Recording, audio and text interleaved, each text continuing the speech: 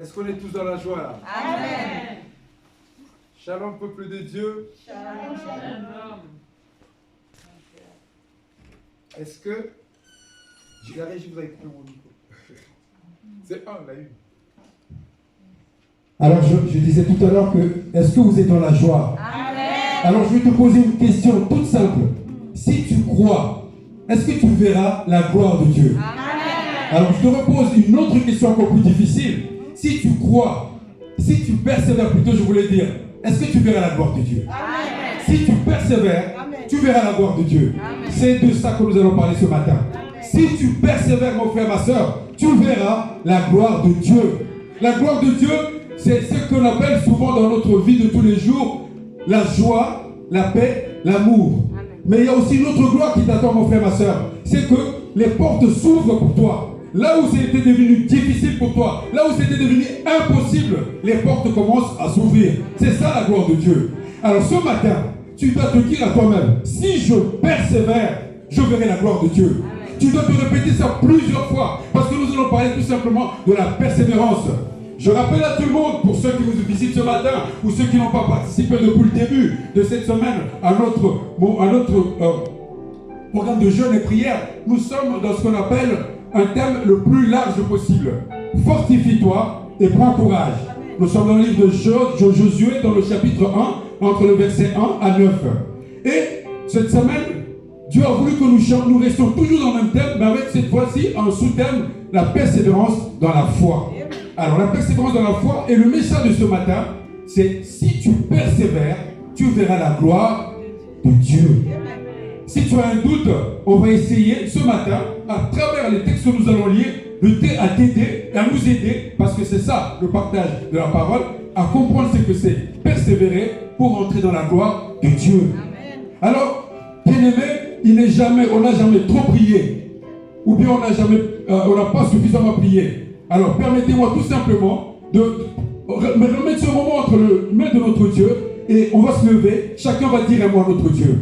Père, ceux qui sont ici, c'est ceux qui n'ont pas plié leurs genoux devant Baal. Ceux qui sont ici en scène de prière ont refusé de plier leurs genoux devant Baal. Ils ont plié leurs genoux devant toi. Voilà pourquoi ils sont là ce matin. Ils n'ont pas regardé à leurs problèmes, ils ont regardé à la croix. Ils ont dit à la croix tout a été accompli. À la croix tout a été dit. À la croix tout a été fait. Alors pourquoi nous resterons derrière les autres? Pourquoi nous resterons derrière les autres? Nous voulons avancer cette fois-ci avec toi. Oh Dieu, ce matin, remplis-nous de la connaissance de ta volonté. Remplis-nous de la connaissance de ta volonté. Celle-là même qui nous amène d'excellence en excellence. Excellent Père de gloire, remplis ces lieux de ta puissance. Que la parole qui va être dite ici, ce n'est pas ma parole, Père. Je ne suis rien. Je ne suis rien sans toi. C'est toi qui permets que je me tienne là. Merci pour le Père spirituel qui chaque fois ne m'oublie jamais, me rappelle encore et encore. Persévère. De même pour ton frère, de même pour toi ma soeur. Persévère, quelque chose changera dans ta vie. Car Dieu ne m'oublie jamais. Dieu n'oublie jamais. Il n'oublie jamais ceux qui s'approchent de lui. Amen. Ce matin, on nous a parlé de Dorcas. Tu y es Dorcas toi aussi. N'oublie pas ce que tu fais dans la maison de Dieu. Que l'amour, la paix, la joie de notre Dieu soient partagés en celui de prière. Amen. Amen. Alors, nous allons prendre, tout simplement, nous avons dit, si tu persévères, tu verras la gloire de Dieu. Et qu'est-ce que c'est? Persévérer pour avoir la gloire de Dieu. Persévérer pour avoir la gloire de Dieu, c'est tout simplement travailler ce que tu as reçu de Dieu.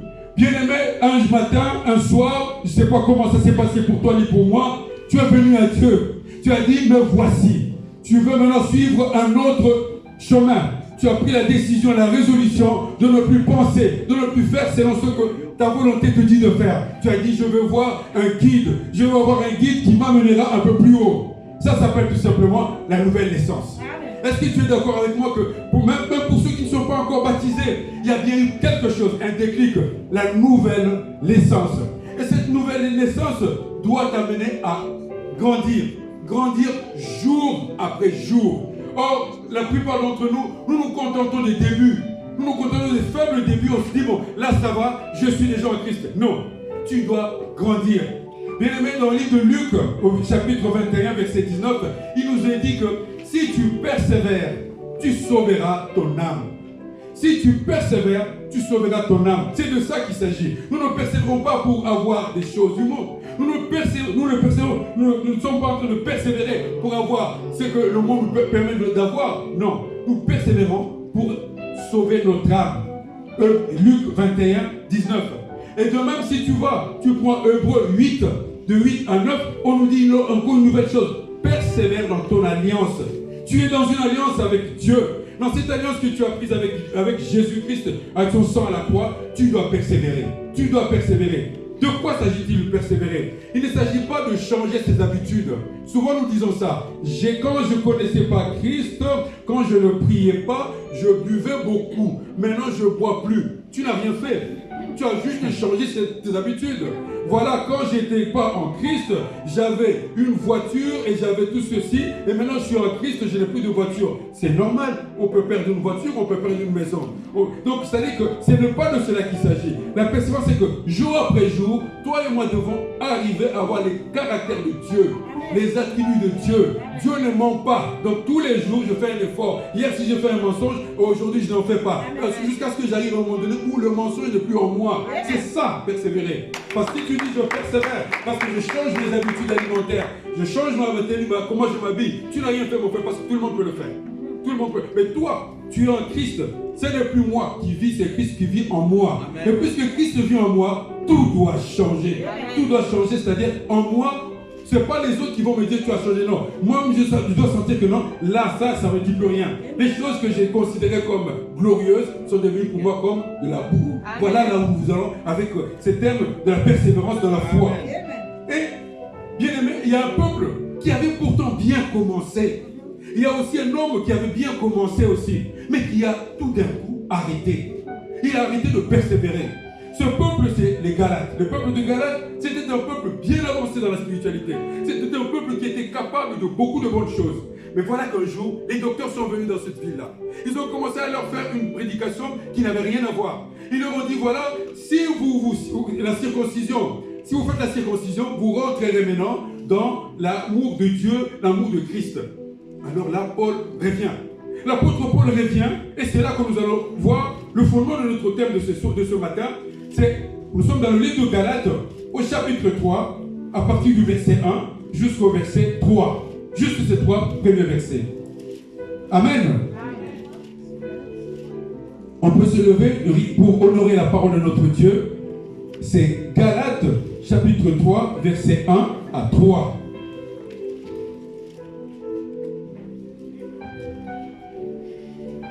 Alors, je veux lire la parole, puisqu'il y a très peu. On lira, il y en a plein. Je vais lire. Amen, papa. Galates 3, 1 à 3. Galates, dépourvu de sens qui vous a fasciné pour que vous n'obéissiez plus à la vérité, vous, aux yeux de qui Jésus a été peint comme crucifié. Voici seulement ce que je veux apprendre de vous. Est-ce par les œuvres de la loi que vous avez reçu l'Esprit ou par la prédication de la foi? Êtes-vous tellement dépourvu de sens après avoir commencé par l'Esprit? Voulez-vous maintenant finir par la chair? Amen. Parole du Seigneur. Là, vous pouvez vous asseoir, mes frères et sœurs. Qu'est-ce que nous dit là? L'apôtre Paul est totalement bouleversé. Dans une autre version, il est dit Galates, dépourvu de sens. Qui vous a ensorcelé? Qui vous a ensorcelé? Vous avez commencé avec l'esprit. Et tout d'un coup, vous commencez à aller vers la chair. Vous avez quitté le monde pour venir vers Dieu. Tout d'un coup, puisqu'on vous a parlé de quelque chose qui ne confesse point la Seigneurie de Dieu, Jésus-Christ n'a jamais dit que la circoncision nous faisait rentrer dans le lieu très saint. Il n'a jamais dit ça. Qu'est-ce qui vous a pris? Qui vous a ensorcelé? C'est la doctrine. Bien-aimé, j'ai toujours mal dans mon cœur quand je vois qu'une sœur avec qui nous partageons ici à la chorale, un matin, on lui a dit une doctrine, elle est partie. Elle est partie pourquoi? Parce qu'elle est retournée. Elle est retournée où? Encore dans la chair. La chair ne comprenait pas toujours le sexe, tout ça. La chair, c'est tout ce qui ne confesse point la Seigneurie de notre Dieu. Elle est retournée. Êtes-vous dépourvu de sens? Êtes-vous dépourvu de sens pour ne pas persévérer dans l'intégrité? Persévérer dans les choses qui vont vous faire remonter encore et encore. Quand on regarde beaucoup de nos frères, il y a même pire. Un homme de Dieu, 10, 20, 30, 40 ans de ministère. Un matin, cet homme-là, on le retrouve dans des choses tellement basses qu'on n'a même pas envie d'en parler dans la chair, devant la chair ici. On se pose la question, qu'est-ce qui t'a ensorcelé? Tu as arrêté d'être dans l'esprit pour revenir à la chair. La chair nous poursuivra toujours. Dans le livre de Genèse, Dieu parle, c'est Dieu lui-même qui parle à qui? À Caïn. Il lui dit, le péché dort à ta porte. Le péché, il dort à ta porte. Toi qui étais avec moi hier, papa nous a donné un exemple ici. Si tu étais dans l'alcool, on ne te cherchera pas dans la bagarre, on te cherchera dans l'alcool. Si tu étais, parce que le péché, il pousse là, il t'attend. Il est là, il t'attend tranquillement. Il dit, au moment où il va fléchir, il viendra me voir. Et là, on nous pose une question. Qu'est-ce qui vous a fasciné au point de revenir? Parce qu'on vous a dépeint Christ à la croix. C'est-à-dire qu'il a tout emporté à la croix. Mais toi, tu reviens encore à la chair. Persévère. Jésus n'a jamais dit. Alors ça, je te mets au défi, mon frère, ma soeur, de Genèse à Apocalypse. Jésus, parce que toute la Bible parle de Jésus, n'a jamais dit que ce sera facile. Jamais. Il dit toujours, efforcez-vous. Efforcez-vous. De Genèse à Apocalypse, à aucun moment, tu verras Jésus dit, voilà, de temps en temps. Non, non, non. Efforcez-vous. Efforcez-vous. Voilà que le peuple de Galate est revenu là. Et verset 3, êtes-vous tellement dépourvu de sens après avoir commencé par l'esprit, voulez-vous maintenant finir par la chair? C'est ça quand on arrête de persévérer. Quand on se dit, voilà, d'abord persévérer, ah bon, j'ai déjà été baptisé, je vais à l'église, tout le monde me connaît à l'église, je fais des choses à l'église, mes péchés, c'est pas grave, ça a déjà été pardonné, je peux avancer comme je veux. Non, non. Persévérer, c'est-à-dire qu'en toi-même, tu dois sentir que les actes que je posais il y a 2 ans, il y a 3 ans ne sont plus les mêmes. Mais nous allons prendre un exemple dans la Bible d'un homme qui avait très bien commencé dans la vie. Un homme qui avait toutes les bénédictions que toi et moi n'aurons jamais. Cet homme-là est retourné à la chair. Prenons 1 roi 11, Salomon. Oh, Salomon, l'homme à qui Dieu a apparu 2 fois. Salomon, l'homme à qui Dieu a apparu à 2 reprises. C'est comme toi et moi ce matin. Imagine un peu, tu es à la maison. Dieu frappe à ta porte. Ma fille, à quelle heure tu vas aller à l'église? Mon fils, à quelle heure tu vas aller à l'église? C'est exactement la même chose. 2 fois, Salomon a reçu de Dieu. Salomon a parlé avec Dieu, comme toi et moi parlons ce matin. Mais Salomon, dans le chapitre 11, on nous explique que Salomon, cet homme-là, qui avait tout, puisque Dieu dit, tu n'as pas demandé la mort de tes ennemis. Tu n'as pas demandé tout simplement à ce que tu écrases, tu sois plus fort que les autres. Tu as demandé la sagesse. Et cette demande me plaît. Puisque ta demande me plaît, je te remplirai de toutes les bénédictions du monde. Je ferai de toi l'homme le plus sage, le plus riche. Et pourtant, mon frère, ma soeur, cet homme, quand on lit dans le chapitre 11, comment il a fini? On va prendre 11, verset 4. Alors je vais le lire. On peut rester assis, mes frères. À l'époque de la vieillesse de Salomon, ces femmes inclinèrent son cœur vers d'autres dieux. Et son cœur ne fut point tout entier à l'Éternel, son Dieu, comme l'avait été le cœur de David, son père. Verset 5, Salomon alla après Azarté, divinité des Sidoniens, et après Milcom, l'abomination des Ammonites. Et Salomon fit ce qui est mal aux yeux de l'Éternel. Il ne suivit plus pleinement l'Éternel comme David, son père. Salomon avait un cœur, je ne sais pas s'il était son cœur gonflé comme un ballon, mais dedans il avait réussi à mettre 1000 femmes. Je ne sais pas comment il a fait. 1000 femmes. Du coup, la place pour Dieu, il n'y avait plus la place pour Dieu. C'était fini. C'était les femmes. Ne voyez pas toujours les femmes. Voyez tout ce qui t'éloigne de Dieu. Parce que Dieu ne déteste pas les femmes. Tout ce qui t'éloigne de Dieu, c'est considéré comme ce que Salomon fait ici. Salomon qui a reçu 2 fois Dieu. 2 fois. Dieu lui parle comme moi je te parle ce matin, comme nous partageons ce matin cette parole. Salomon a fini dans la chair. Bien-aimés, posons-nous la question ce matin. Pose-toi la question non pas par rapport à la prédication, mais par rapport à toi. Qu'est-ce qui a vraiment changé dans ma vie spirituelle? Quelle est la part de Dieu que je maintiens éloignée, alors le plus haut possible dans ma vie de tous les jours, Pour certains, c'est la prière. Il va prier 3-4 fois. Avec son programme, tu vas peut-être augmenter ta puissance de prière. Tu vas augmenter ton temps de prière aussi. Pour d'autres, c'est le temps de lecture de la Bible. Et pour d'autres, c'est aussi ceux qui font de l'évangélisation. Il va aller voir ses amis. Ah ouais, écoute, chez nous, il y a ceci, il y a cela. Il va dire, mais alors, pose-toi la question, quelle est la chose qui est mise vraiment alors en exergue le plus haut possible dans ta vie pour que tu dises, je suis en train de persévérer. Ce n'est pas une question que moi je te pose, je me la pose tous les jours aussi. Pose-toi cette question parce que ce n'est que comme ça que tu comprendras, je persévère. Comment, pourquoi et avoir ce que Dieu veut me donner. Là, nous avons vu comment est-ce que, pourquoi nous devons persévérer. Nous devons persévérer pour avoir ce que Dieu seul peut nous donner. Amen. Nous devons persévérer pour avoir le caractère de Dieu. Amen. Nous devons persévérer pour avoir tout ce que Dieu veut que nous soyons. Pas ce que nous voulons être. Alors, est-ce que la question, si la question t'embête, tu peux la poser dans l'autre sens. Où est Dieu dans ma vie? Amen. Où est-il? Parce que c'est valable pour tout le monde. Et ce n'est pas seulement pour que ça soit serviteur ou lui, c'est valable. Il y a des maisons où tu rentres, à la minute où tu rentres, tu sais que Dieu n'a jamais mis les pieds ici. Tu sens tout de suite que dans cette... Dieu n'est jamais venu ici. Il n'est jamais venu ici.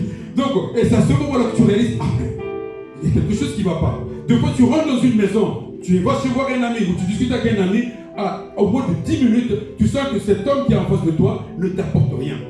C'est pas qu'il est mauvais, c'est pas qu'il est méchant, mais son discours est tellement petit, tellement, alors vraiment, petit, mais il n'y a pas d'autre mot, que tu dis, mais alors moi je veux rester là, 1 heure, 2 heures, à parler avec cet homme. Non. Vous savez, on est à la fin de l'année. Ce qui se passe dans tout le travail, c'est que tout le monde veut que nous prenions un café, un chocolat, qu'on mange, parce que c'est la fin de l'année, mangeons ensemble, après on va plus se voir. Vous remarquerez, au lieu de passer un moment agréable où vous allez manger avec les collègues de travail, c'est un moment où Pierre casse du sucre sur Paul et Marie casse du sucre sur Hubert. Alors tu te dis, mais maintenant, moi je vais rester là. Moi personnellement, je dis non, je ne peux pas manger. J'invente tout ce qu'il faut. J'ai mal au ventre, j'ai mal tout ce que tu veux. Parce que je sais qu'au bout d'un moment, je ne serai plus capable de regarder Marie ou Paul que vous avez descendu. Parce qu'après, quand je la vois, je le vois, je dis, après tout ce qu'on a dit. Or, c'est comme ça qu'on essaie de grandir. Persévérons non pas pour être capable de briller, non. Persévérons pour que lorsque nous avançons, lorsque nous rentrons dans un lieu, l'homme ou la personne, la maison ou le lieu où tu es rentré, on sent qu'un parfum de bonheur est rentré. Un parfum de bon odeur est rentré dans cette maison. Un parfum de bon odeur parce que Dieu dit que nous devons répandre l'odeur de sa sainteté partout où nous passons. Et pour ça, tu dois essayer de persévérer. Persévérer toujours dans le caractère de Dieu. Et voyons maintenant un deuxième point, parce que nous avons choisi de faire un petit plan, c'est-à-dire le premier, ce qu'on a vu, c'était pourquoi persévérer. Et le deuxième que nous allons voir, c'est comment persévérer. Parce que comment persévérer, la plupart d'entre nous, nous avons des techniques. Ah oui, bon, moi pour persévérer, je fais ceci, je fais cela. Un autre va dire, ah oui, pour persévérer, je fais cela, je fais... Donc, tout le monde a sa petite technique. Mais la Bible nous parle de deux choses. La première des choses que la Bible nous dit, c'est que un homme qui n'a pas la foi ne peut pas persévérer. Donc, pourquoi dans Romains 10, 17, la foi vient de ce que l'on entend. Et ce que l'on entend,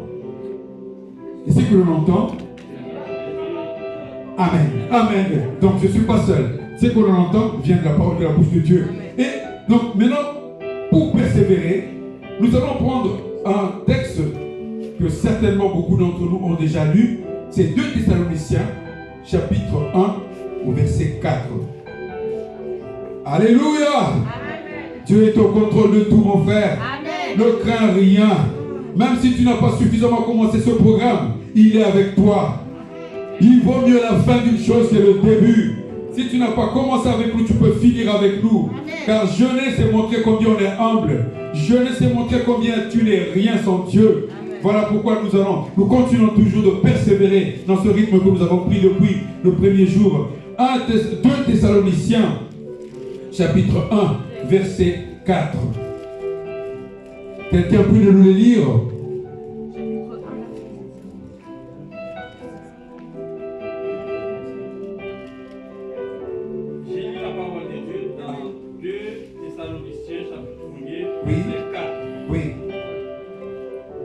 Aussi, nous glorifions-nous de vous dans les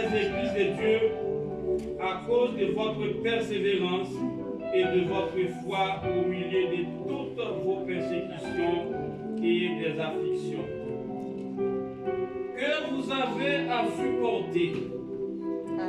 Verset 5 aussi. Verset 5. Oui.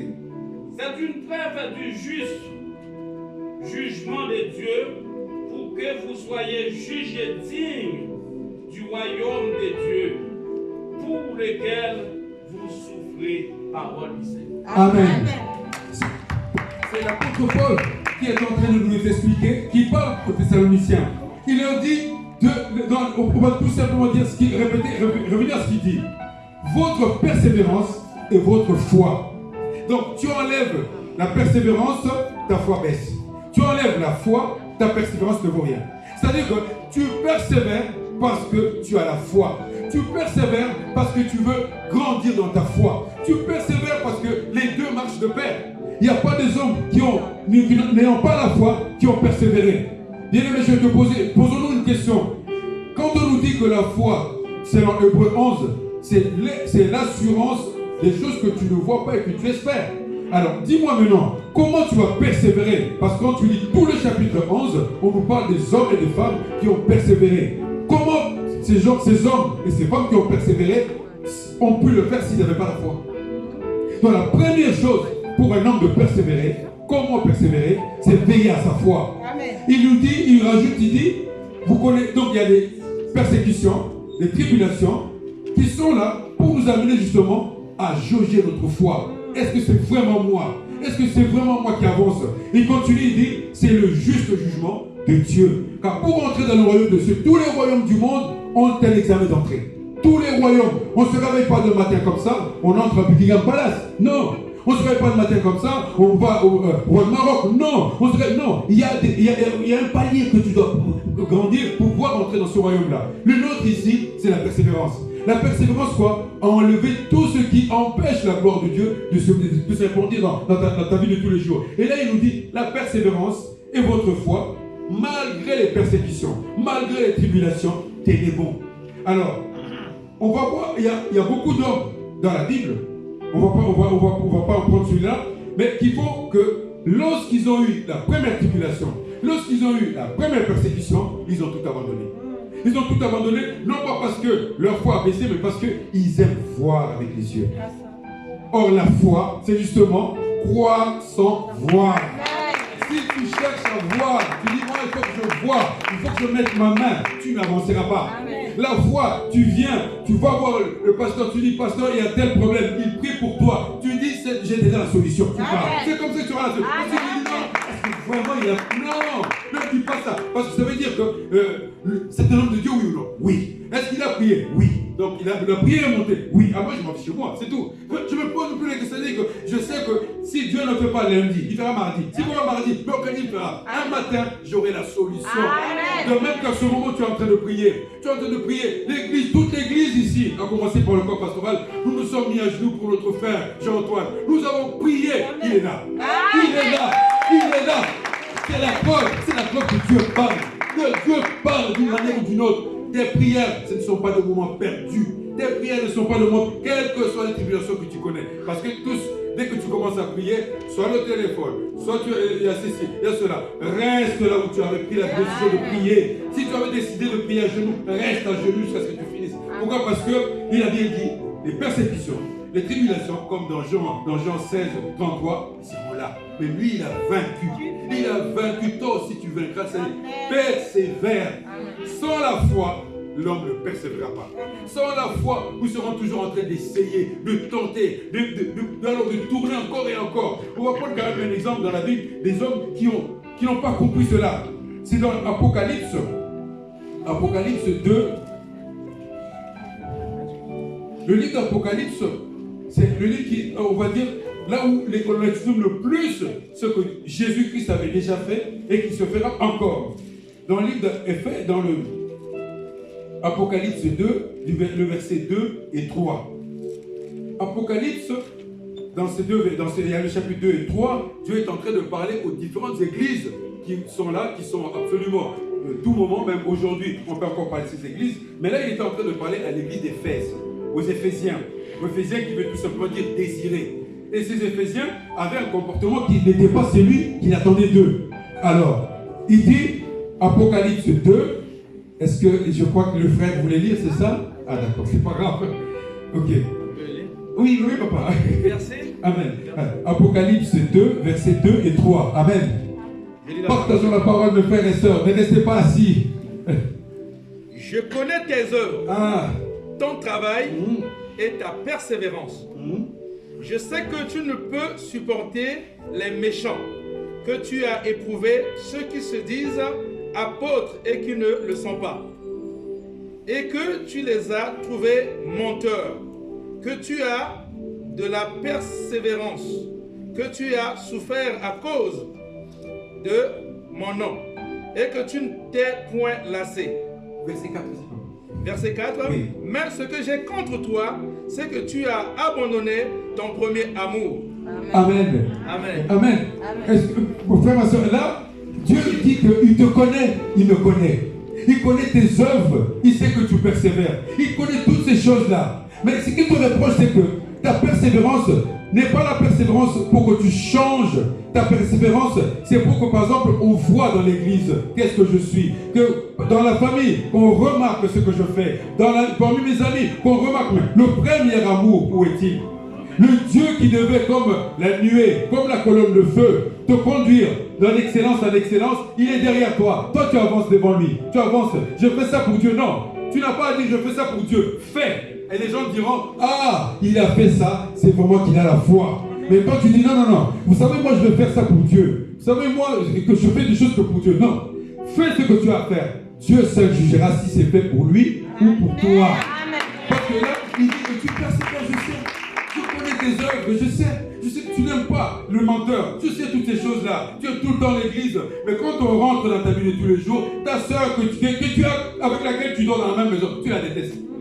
Tu n'aimes pas ta soeur, juste parce qu'elle est plus jolie que toi, elle a un métier, elle a ceci. Mais toi tu dis tous les jours, ah je persévère, je suis dans l'assemblée on me connaît, on fait, mais où est le premier amour? Dieu, le premier amour, c'est lui qui n'a jamais varié. C'est lui qui ouvre et personne ne ferme. C'est lui qui ferme et personne n'ouvre. C'est lui qui parle pour des situations. Où est-il ce matin? Où est-il? Où est-ce que tu l'as mis? Il est derrière toi au lieu d'être devant toi. Au lieu de te conduire, c'est toi qui essaies de le conduire. Dieu ne veut pas de ça de nous. Que notre persévérance soit pour que nous soyons les meilleurs dans ce que nous sommes. Bien aimé, quand vous allez... Vous pouvez vérifier, hein, dans tout ce qui n'est pas chrétien, dans tout ce qui n'est pas vraiment, on cherche l'amour de Dieu. Vous allez voir qu'il n'y a que des hommes excellents. Et ces hommes ont la particularité, c'est d'exceller dans les choses pour lesquelles on leur a dit, si tu fais ces choses-là, tu vas monter. Tout ce qui est occultisme, on le prendra. Vous ne verrez jamais quelqu'un qui balaye les rues occultistes.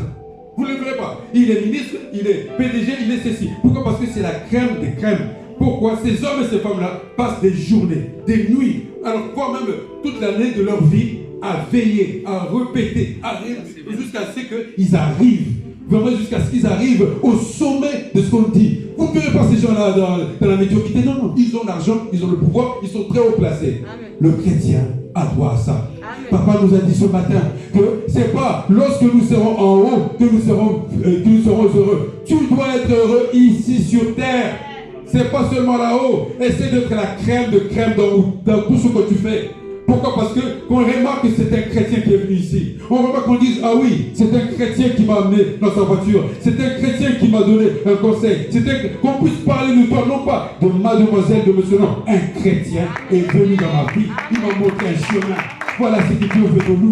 Voilà ce que Dieu veut de nous. Donc mon frère, ma soeur, là, tu as vu à peu près, c'est que pourquoi tu persévères. Et tu as vu aussi, on n'a pas tout fini. On pourrait continuer à vous donner encore d'autres exemples. On va prendre quand même le chapitre 3 d'Apocalypse parce que nous avons encore le temps. Après nous prierons, c'est dans ce que Dieu nous laissera comme temps. Amen. Dans Apocalypse 3, nous allons prendre juste le verset 10. Amen. Amen. Si quelqu'un a trouvé... Parce que tu as gardé la parole de la persévérance en moi, je te garderai aussi à l'heure de la tentation qui va venir sur le monde entier, pour éprouver les habitants de la terre. Voilà. C'est bon. Amen. Amen. Tu vois, ma soeur, et là, il dit, puisque tu as gardé quoi? La parole de la persévérance. Il n'a pas dit, puisque tu as gardé ma maison. Il n'a pas dit, non, la parole doit demeurer en toi. Christ doit être en toi. Chaque fois que tu veux faire quelque chose, cette parole te rappelle, non, c'est pas, ça, toi tu n'as plus droit à ça. Tu vas à la gauche, non, toi tu n'as plus droit à ça. Tu deviens pratiquement esclave de la parole qui a été mise en toi. La sémence que tu as réussi en toi commence à te diriger. Et les gens qui te regardent disent, mais pourquoi il est comme ça? Pourquoi il est comme ça? Non, elle ne marche pas selon ce qu'elle voit, elle marche par la foi. Amen. Et là, sa foi lui dit, fais pas ça et ne fais pas. Va pas à gauche et va pas à gauche. Ne mange pas parce que tu es en train de faire un jeûne. Tu ne manges pas. Et vous remarquerez, au début, tu as peut-être des difficultés. Mais après, ça ne te dit plus rien. Mais je n'ai pas mangé aujourd'hui finalement. À 18 ans, tu dis, mais je n'ai pas mangé. Et pourtant, j'ai l'habitude de manger 3 repas. Mais là, par 18 ans, je n'ai pas encore mangé. Donc, il nous dit, puisque tu as gardé cette parole de la persévérance, je te garderai aussi à l'heure de la tentation. Elle est là, la tentation. 24 heures sur 24, la tentation, elle est là. Et si tu as cette parole, c'est à ce moment-là que tu diras, non, ces choses-là, je suis dans ces choses-là. C'est pas toi, mais cette parole que tu as reçue, qui est restée en toi, va pas. Cette parole qui protège ta foi, cette parole qui entretient ta foi, te dira de ne pas faire ces choses-là, de ne pas dire ces choses-là. Maintenant, voyons, dans une troisième partie, ce qui est encore plus difficile, quand persévérer. Nous avons vu pourquoi persévérer, comment persévérer et quand persévérer. Bien aimé, si on nous disait que la persévérance c'est comme tu veux, tout ça, il n'y aura pas de problème. Mais nous allons prendre un exemple dans la Bible où nous allons voir que la persévérance, c'est pas quand tout va bien. Quand tu as la santé, certains d'entre nous ne prient même pas. Tu vas prier une fois par semaine, ou une fois par jour. Quand tu as un travail, tu vas peut-être pas prier pour ton travail, alors que ce travail-là, c'est Dieu qui te l'a donné. Quand tu as une femme, un mari, des enfants, voire des petits-enfants, tu ne t'inquiètes même plus. Quand tu entends les gens dire, voilà, moi je cherche un bébé, j'ai pas d'enfant, ça ne te dit rien. Mais imaginons quand plus rien ne marche. Où trouver la force? Comment avoir la force de revenir et persévérer dans les choses de Dieu? C'est pour ça la persévérance, comme nous le disions tout à l'heure au début de notre message, c'est qu'il ne s'agit pas de rentrer dans le système du monde. Le système du monde, c'est que quand on devient par exemple serviteur, beaucoup changent leur costume, leur manière de parler, leur manière de faire. Ça, c'est ce que tu veux que les gens remarquent. Mais que remarque Dieu dans ta vie de tous les jours? Qu'est-ce qu'il voit quand il te regarde? Et là, nous allons prendre Job.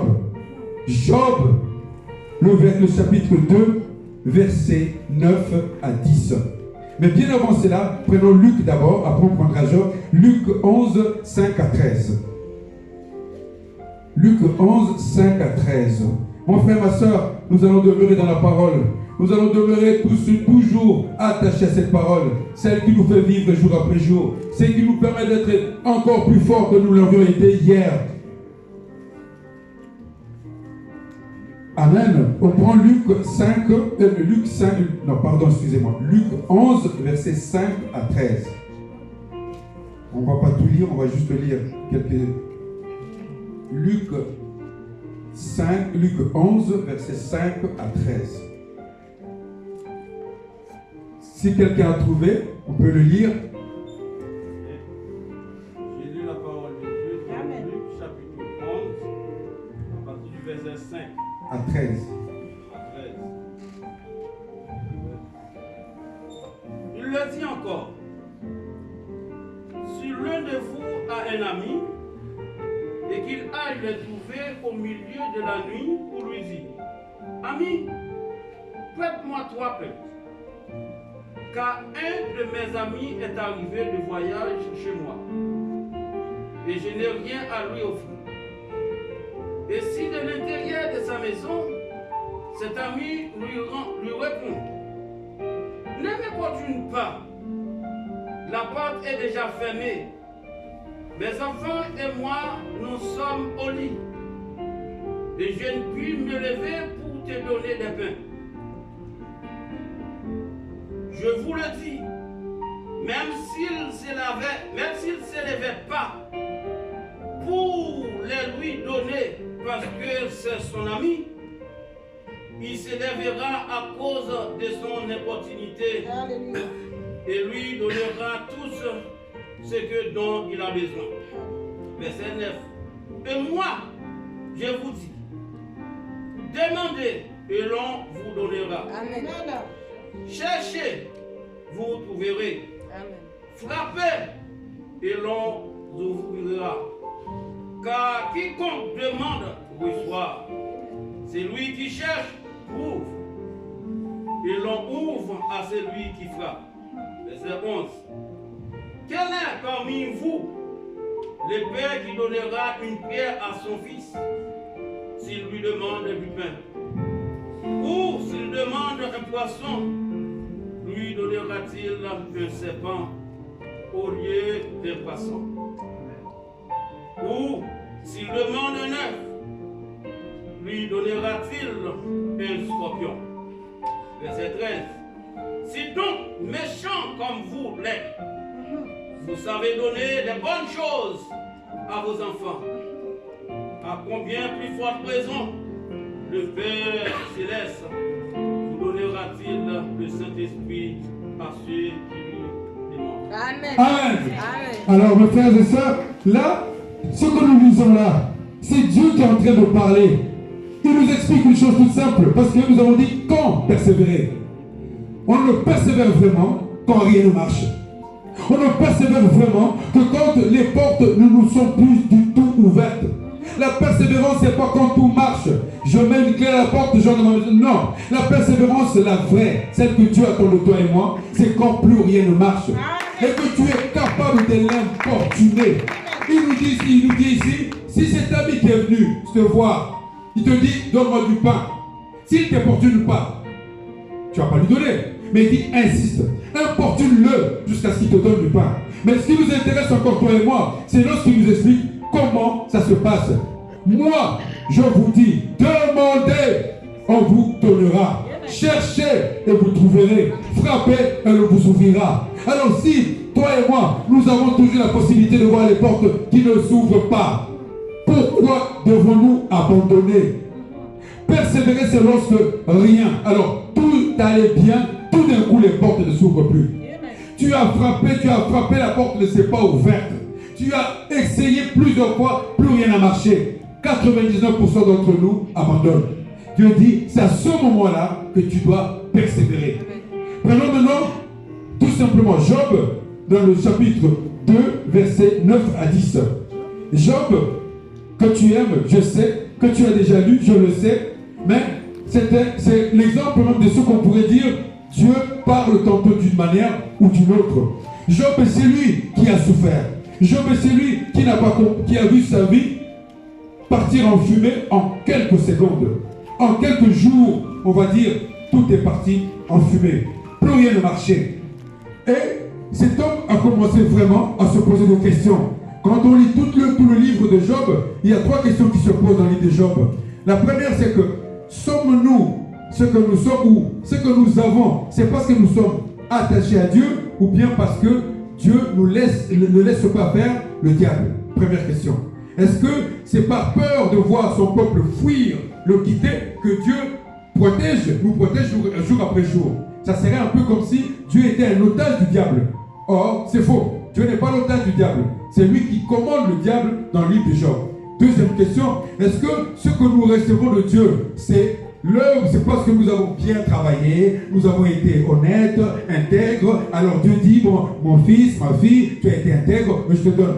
Dieu n'est pas dans ce qu'on appelle du donnant-donnant. Il n'y a pas du déterminisme chez Dieu. Il fait ce qu'il veut, il guérit. C'est lui qui veut, il donne à qui il veut, quand il veut. Amen. Et la troisième question, tout simplement, l'homme doit-il se tenir devant Dieu comme homme ou bien comme esprit? Les 3 questions dans tout le livre de Job, ce sont ces 3 questions-là. Et la première, c'était de savoir justement, là, nous sommes dans le chapitre 2, Job a tout perdu. Son épouse, même, le menace. Mais écoutez maintenant Job, je vais le lire, on peut rester assis mes frères et sœurs. Sa femme lui dit, tu demeures ferme dans ton intégrité, maudit Dieu et meurs. Voilà comment est-ce que chacun de nous, tous tels que nous sommes là, à un moment ou à un autre, nous avons dit, j'en ai marre, j'arrête. Il y en a qui ont divorcé juste parce qu'il a eu une mauvaise réponse. Il y en a qui ont quitté des emplois où ils étaient mieux payés juste parce qu'un collègue ne m'a pas offert le café. Il y en a qui ont fait des choses très très graves dans leur vie juste à partir d'un petit mot, d'un petit geste. Là, nous avons plus grave. Un homme a tout perdu. Tout. Il a même pire. Il a perdu même l'estime de sa propre femme. Ta femme, c'est la chair de ta chair. La voilà qui te dit, maudit c'est Dieu-là à qui tu te confies tous les jours. Maudit c'est Dieu-là à qui tu as placé toute ta confiance. Et comme ça, tu vivras mieux. Mais qu'est-ce qui prouve que s'il avait maudit Dieu, il serait sorti de ça? Rien. Or, beaucoup d'entre nous pensons que si j'arrête de prier, j'irai mieux. Si j'arrête de servir Dieu, j'irai mieux. Si j'arrête de faire ceci, de m'approcher du trône de grâce, j'irai mieux. Qui t'a dit ça? Qui t'a dit qu'en quittant Dieu, là où tu vas aller, dans le lieu aride, tu pourras, comme il le dit lui-même, t'amener vers le lieu aride ne t'amène jamais dans le vert pâturage. S'il n'y a que Dieu qui t'amène dans le vert pâturage, tu ne peux. Le bon berger qui te connaît, il sait quand est-ce que tu as envie de boire et quand est-ce que tu as envie de manger. Toi tu dis non, j'ai trop donné à Dieu, j'ai trop travaillé, j'ai trop fait ceci, en tout cas, et puis en plus, je sers, je fais ceci, mais je n'avance pas. Il te dit, moi je ne réponds que quand ça ne marche plus. Voilà la réponse de Dieu. Quand ça commence vraiment à être difficile, parce que c'est le Dieu qui fait les choses que les hommes ne font jamais. Alors, si tu comprends que c'est un Dieu qui fait des choses qu'aucun homme fait de chair et d'os ne peut faire, pourquoi te poses la question? Ah, mais maintenant, ça fait longtemps franchement, ça fait des années, vous savez, certains d'entre nous ici ont dans leur famille ou dans nos amis un couple qui n'a pas d'enfant. Mais quand toi tu passes à côté d'eux et que tu entends leur plainte, tu peux te dire au fond de toi, mais ils peuvent arrêter finalement. Ils sont non. Ils ne doivent pas arrêter. Ils doivent continuer encore et encore et encore et encore à chercher. Il y a des frères et des sœurs qui n'ont pas les papiers. Depuis des années qu'il est ici, c'est pas qu'il est mauvais, c'est pas qu'il est méchant, mais juste qu'il n'a pas la chance. Il n'arrive pas justement à avoir un dossier complet pour avoir les papiers. Mais tu ne vas pas lui dire, ah mon cher, moi à ta place j'ai arrêté. Non, c'est quand ça coince, quand ça devient complètement difficile qu'il faut rester.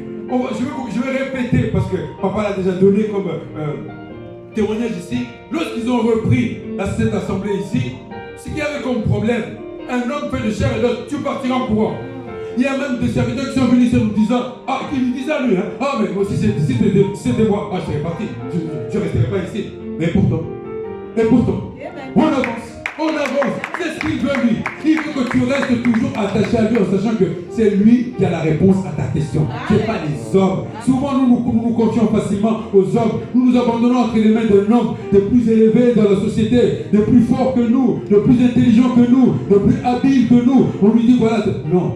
Combien de temps as-tu passé avec Dieu pour que tu dises que, ah oui, Dieu ne peut plus? Combien de temps? Un mois, mais rajoute encore un mois. Combien de temps as-tu passé à chercher avec Dieu et que ça n'a pas marché? Ça fait 10 ans, rajoute encore 10 ans. Parce que lui seul sait quand est-ce qu'il va te donner. Donc persévère encore et encore. Persévère parce qu'il y a peut-être un caractère en toi qui l'empêche justement de te faire entrer dans sa gloire. N'oublie pas, si tu persévères, tu verras la gloire. Mais puisque tu dois persévérer pour entrer dans sa gloire à lui, essaie de voir en toi, est-ce qu'il n'y a pas quelque chose qui empêche ceci?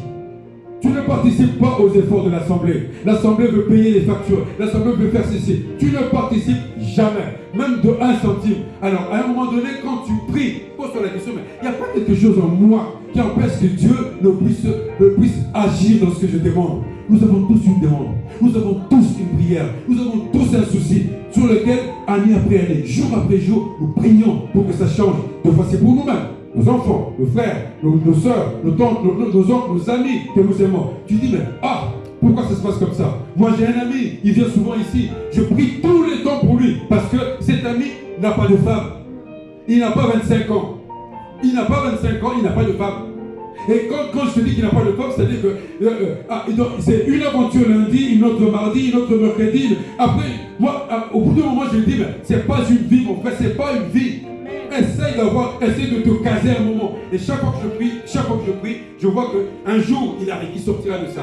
Mais lui aussi, il prie. Tous les deux, nous prions. Donc, c'est-à-dire qu'on ne peut pas dire, et ça ne remonte pas à 2 ans, ça fait plus de 20 ans qu'il est comme ça. Plus de 20 ans. Donc, c'est-à-dire que c'est un souci permanent pour lui et pour moi qui suis tout le temps avec lui. Donc, ne prions pas en disant, dans 20 jours, Dieu va faire. S'il ne fait pas dans 20 jours, non, ne fais pas ça. Tu vas te fatiguer.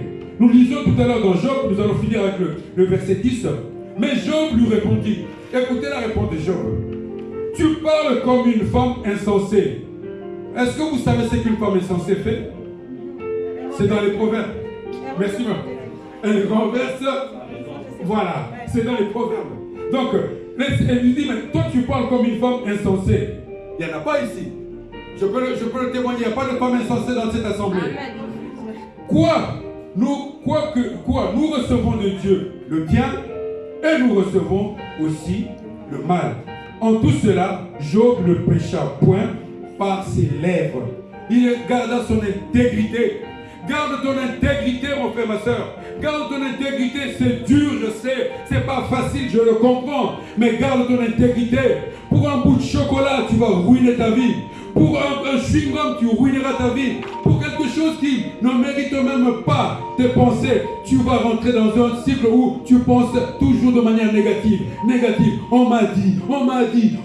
Ça devient ta manière de faire et de penser. On m'a dit que je ne suis pas belle. On m'a dit que je ne suis pas beau. On m'a dit que je ne suis pas intelligent. On m'a dit que je ne peux pas faire de la musique. C'est faux. C'est faux. Persévère. Si cette chose à laquelle tu t'attaches vient de Dieu, si cette chose relève de ce que Dieu a promis pour toi, attache-toi.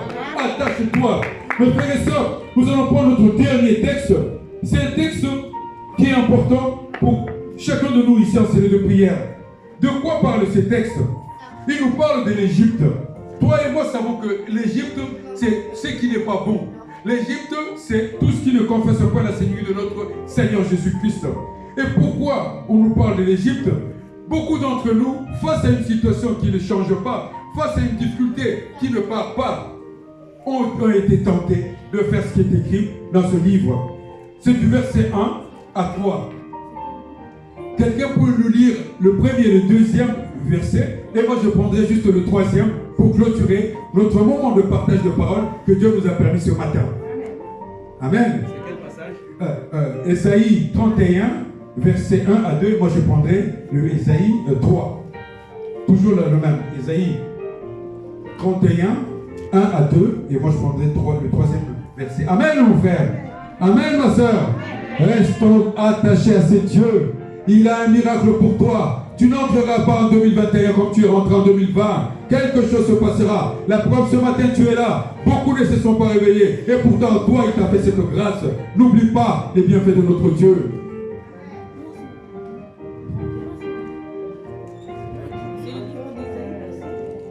Ésaïe 31, verset 1 à 2. Et moi, je prendrai Ésaïe 31, toujours juste le verset 3.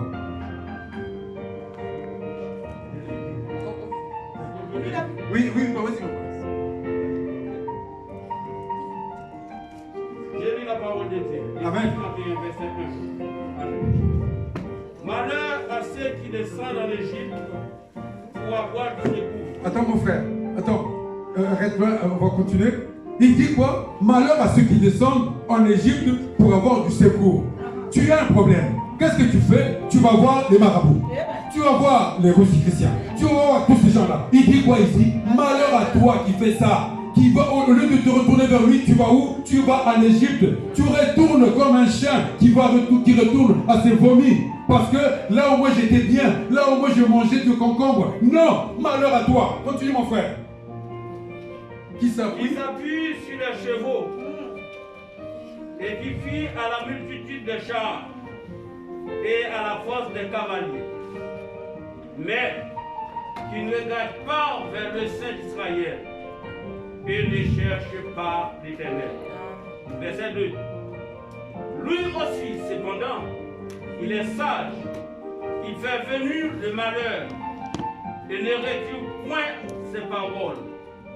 Il s'élève contre la maison des méchants et contre les secours de ceux qui commettent l'iniquité. Parole 17. On reste debout, après on va entrer dans la prière. Et donc là, on nous dit, toi, quelle que soit la situation dans laquelle tu te trouves, ne va pas chercher ces gens-là. Parce que ces gens-là aussi, ils ont peur, ils n'ont rien.